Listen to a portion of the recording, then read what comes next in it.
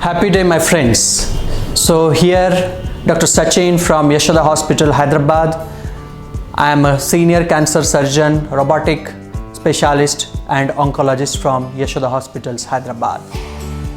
Many times we get a patients who had symptoms of cancer, signs of cancers, but they just neglected.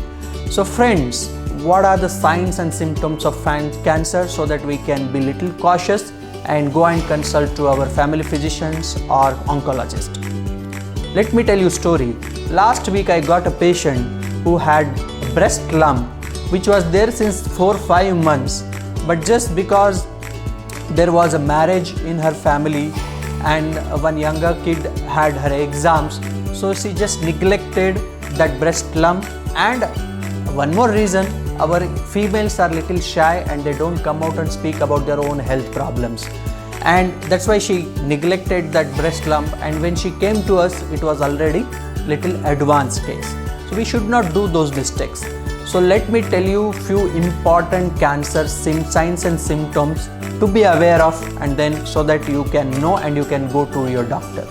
Most important is, for example, any breast lump in a female which is there since 3-4 months, which is increasing in size, or there is some axillary node, or there is some nipple discharge from the breast.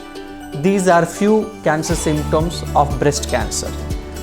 Then different organs will have different presentation, different signs and symptoms. Again, anybody who has in oral cavity any ulcer which is not healing, any loose tooth or fall of the teeth, or any bleeding or any neck nodes could be a sign symptoms of oral cancer. Again, when it comes to the lungs, long-standing cough which is there and which is not responding to routine antibiotics, or there is bleeding from the cough, hemoptysis what we call as, there is a breathlessness, if you walk sometime you will get dyspneic, short of breaths. So these are few symptoms and signs of lung cancer.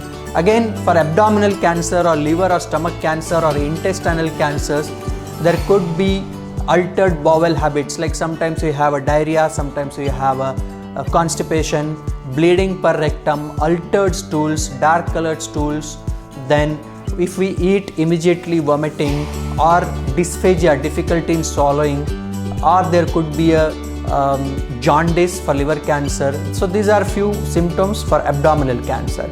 And for gynecological cancers, per vaginal excessive bleeding, intermenstrual bleeding, postmenopausal bleeding, these are few sign symptoms of cervical or uterine cancers.